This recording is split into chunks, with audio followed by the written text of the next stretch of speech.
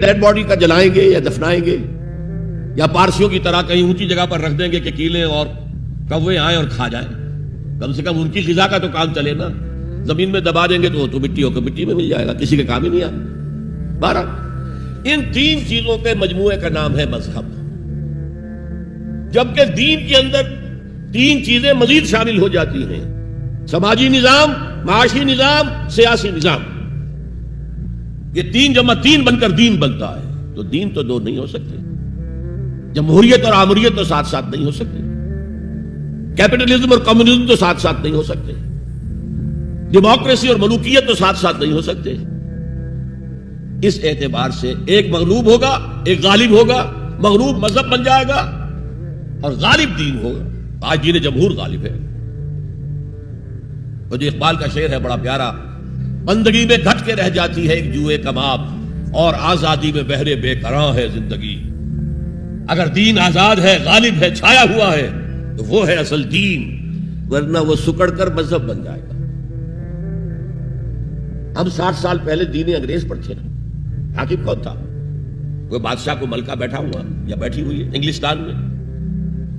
Voice رائے یہاں ایک ہوتا تھا اس کا، لیکن وہ حاکم نہیں تھا، ساورن نہیں تھا. ساورنٹی ان کی تھی، اصل حکومت ان کی تھی. ہز میجسٹیز گورنمنٹ یا ہر میجسٹیز گورنمنٹ، ان کی تھی حکومت.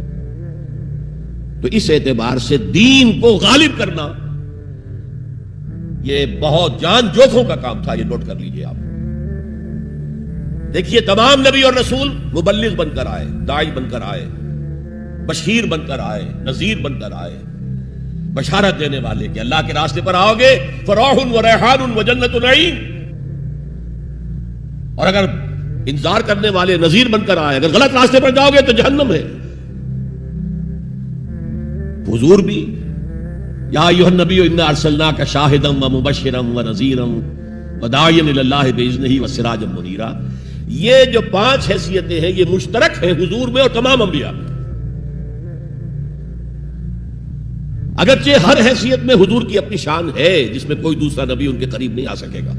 لیکن نوٹ کیجئے یہ آیت جو میں اس وقت آپ کے سامنے رکھ رہا ہوں، جس کے لیے نصرت مطلوب تھی، آؤ میرا ہاتھ بٹاؤ،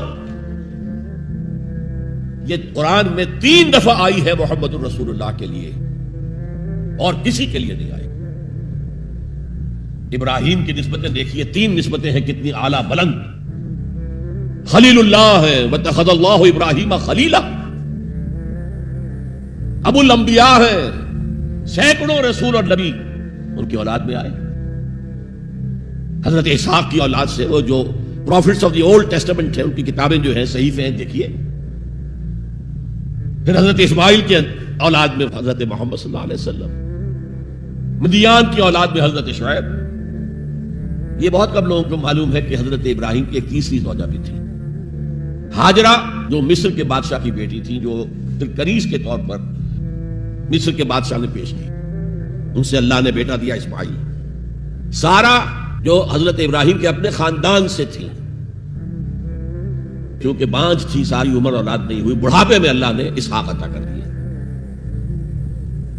پھر آپ نے ایک اور شادی کی تھی، قطورہ. ان سے 6 بیٹے دیے تھے اللہ نے حضرت ابراہیم کو. ان میں سے ایک مدین تھا جس سے قوم مدین بنی ہے، جس میں حضرت شعیب کو بھیجا گیا. باقیوں کی تاریخ ہمیں معلوم نہیں. حضرت اسحاق کے بھی 2 بیٹے تھے اور جڑواں تھے. ولادت جب ہوتی ہے جڑواں بچوں کی تو پہلے ایک پھر دوسرا آتا ہے نا. تو اس اعتبار سے اسے بڑا چھوٹا کہہ دیتے ہیں، چاہے تھوڑی سی دیر کا وقفہ ہو، لیکن وہ بڑا چھوٹا تو ہو گیا. تو بڑے تھے حضرت عیسو اور چھوٹے تھے حضرت یعقوب. اور یعقوب کو یعقوب کیوں کہا؟ عقب سے، بعد میں آنے والا، پیچھے آنے والا یعقوب عقب. ان کی اولاد میں کتنے نبی ہوئے ذرا سوچیے. تو پہلی نسبت اللہ کے خلیل، دوسری نسبت سینکڑوں نبیوں کے والد جد امجد، اور تیسری نسبت انی جاعلک للناس اماما، امامت الناس کے اوپر فائز کیے گئے. لیکن کیا آپ کے ذریعے سے کوئی نظام قائم ہوا، کوئی اسلامی ریاست قائم ہوئی؟ نہیں. کیا حضرت موسیٰ کے ذریعے سے ہوئی؟ حضرت موسیٰ وہ ہیں جن کا ذکر قرآن میں ہم کہیں گے یہ، اگرچہ نام لے کر حضور کا تذکرہ بہت کم ہوا ہے قرآن میں، زیادہ نہیں، لیکن ظاہر بات ہے قرآن مجید تو حضور کی سیرت ہی بن جاتی ہے ایک طرح سے. غزوہ انفال کیا ہے؟ سورت انفال غزوہ بدر کا چیپٹر ہے. آل عمران کی 60 آیات جو 120 سے 180 تک وہ کیا ہے؟ غزوہ احد ہے. تو حضور کا تو ذکر سب سے زیادہ ہے، لیکن حضور کے بعد سب سے زیادہ ذکر 555 آیات قرآن کی حضرت موسیٰ کے بارے میں ہے.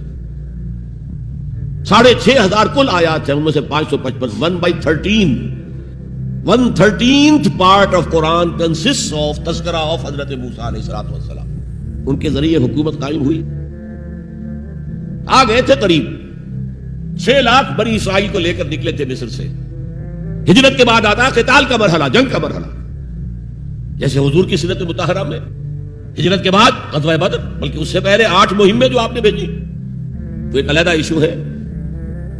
وہاں ہجرت کے بعد جب جنگ کا مرحلہ آیا پوری قوم نے کوڑا جواب دے دیا.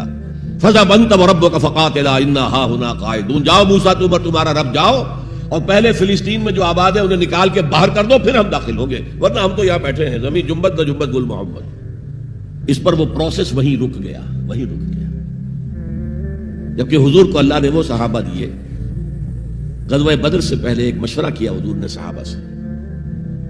دیکھو ایک لشکر آ رہا ہے جنوب سے، مکہ جنوب میں تھا مدینے سے، کیل کانٹے سے لیس ہے، لشکر ہے بڑا. ایک قافلہ آ رہا ہے شمال سے جو ابو سفیان لے کر گئے تھے اور اب واپس آ رہے تھے، اور انہوں نے SOS کال بھیج دی تھی اپنے سے پہلے مکہ کے لوگوں کے لیے کہ بھائی میرے قافلے کو خطرہ ہے، محمد صلی اللہ علیہ وسلم کے آدمی شاید حملہ کر دیں ہم پر، لہذا مدد بھیجو. اب یہاں حضور پوچھتے ہیں کہ پہلے کدھر چلے، قافلے کی طرف یا اس لشکر کی طرف؟ کچھ لوگ ظاہر بات ہے کہ مدینے کے تمام جو صاحب ایمان تھے مکے سے جو آئے تھے وہ بڑی بھٹیوں میں سے گزر کر آئے تھے، بڑی آزمائشوں میں سے گزر کر آئے تھے، بڑی سختیاں جھیل کر آئے تھے، لہذا وہ بہت گہرے تھے ایمان میں، بہت پختہ تھے. مدینے والوں کو تو ایسی کوئی قربانی دینی نہیں پڑی، پورا قبیلہ ایمان لے آیا. لہذا وہاں کچھ نہ کچھ کچے لوگ بھی تھے ہم جیسے. جی چلیے ذرا قافلے کی طرف چلیے.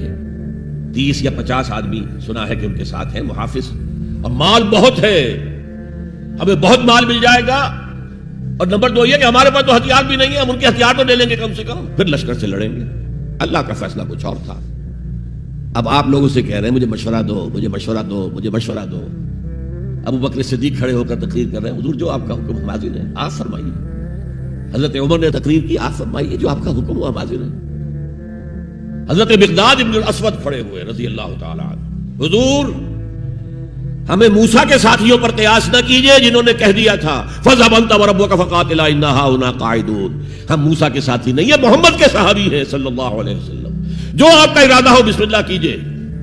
کیا عجب کہ اللہ تعالی ہمارے ذریعے آپ کی آنکھوں کو ٹھنڈک عطا فرمائے. یہ تو میں نے صرف اس واقعے کے حوالے سے سنایا. یہ واقعہ وہاں کیا تھا، 6 لاکھ تھے افراد یہود، ان میں بوڑھے بھی تھے، بچے بھی تھے، عورتیں بھی تھیں.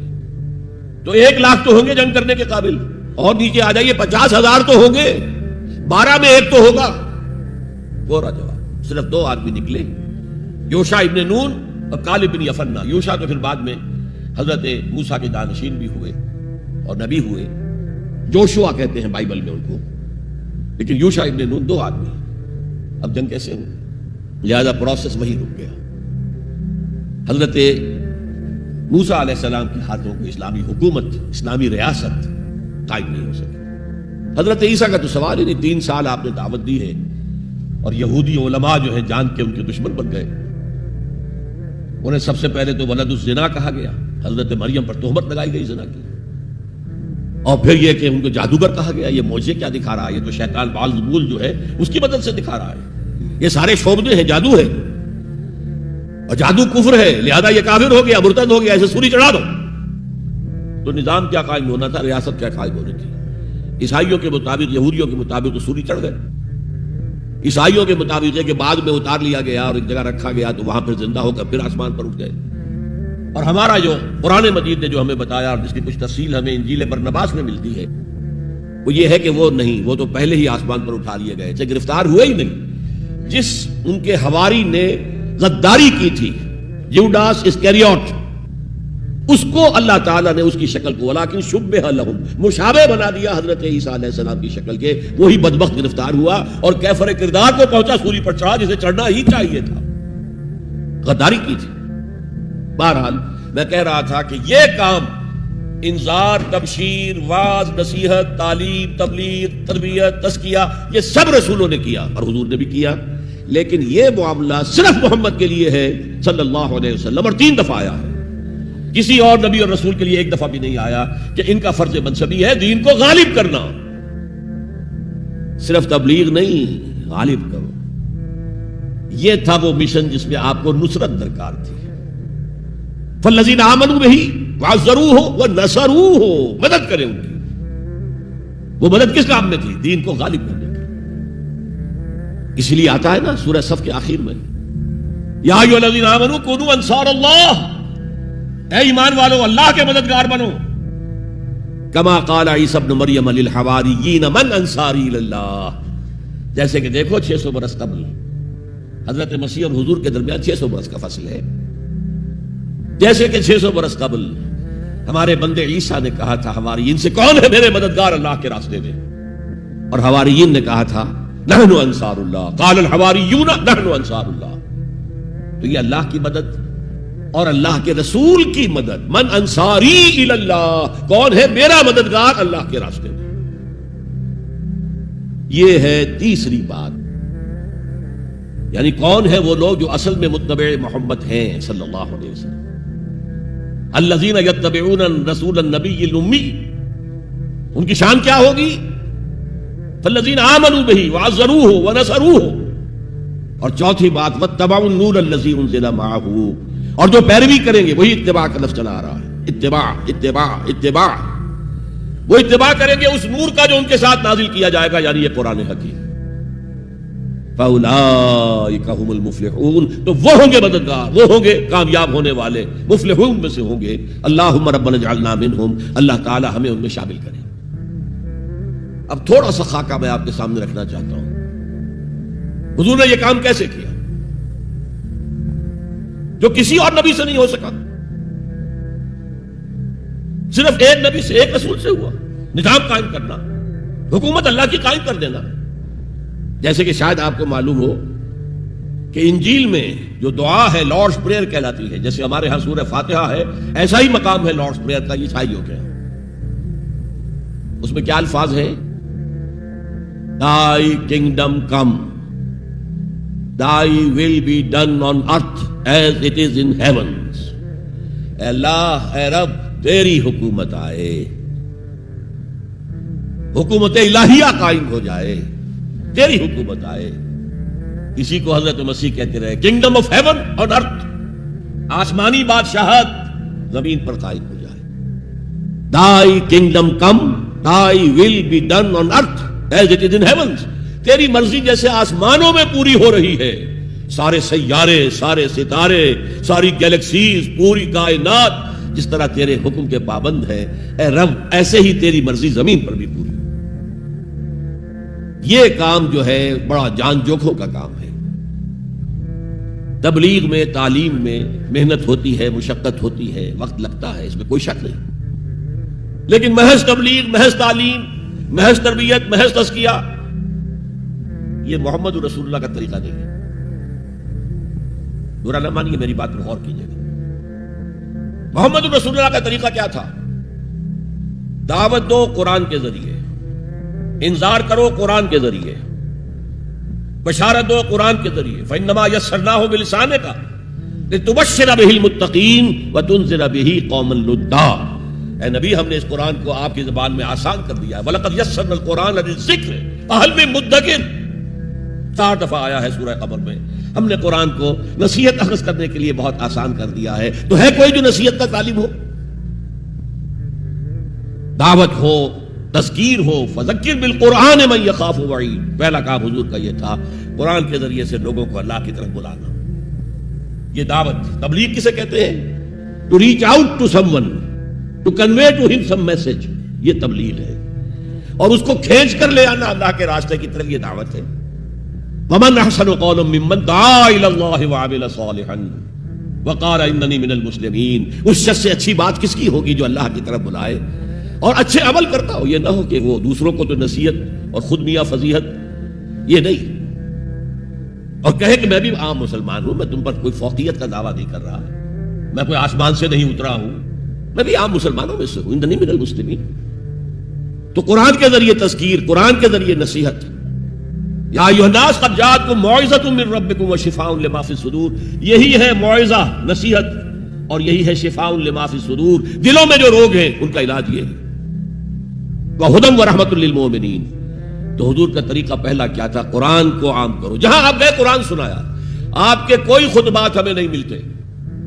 جمعے کے خطبوں میں کیا کرتے تھے؟ کان للنبی صلی اللہ علیہ وسلم خطبتان یجلس بینہما یقرأ فیہما آیات من القرآن ویذکر الناس. یہ صحیح مسلم کی روایت ہے. حضور کے 2 خطبے ہوتے تھے، آپ درمیان میں تھوڑی دیر کے لیے بیٹھتے بھی تھے جیسے ہم بیٹھتے ہیں. اور یہ کس لیے تھا؟ شاید آپ نے کبھی غور نہ کیا ہو. یہ اس لیے نہیں تھا کہ حضور کو کوئی تکان ہو جاتی تھی. آپ کے خطبے بہت مختصر ہوتے تھے. لمبے خطبے کی ضرورت کیا؟ جو سامنے بیٹھے عربی ان کی زبان ہے، قرآن عربی میں نازل ہوا ہے، حضور کے قلب سے زبان مبارک سے ادا ہو رہا ہے، دلوں کے اندر جا کے اتر رہا ہے. لمبی بات کی ضرورت کیا تھی؟ بہت مختصر خطبے ہوتے تھے، لیکن پھر بھی بیٹھتے تھے. کیوں بیٹھتے تھے؟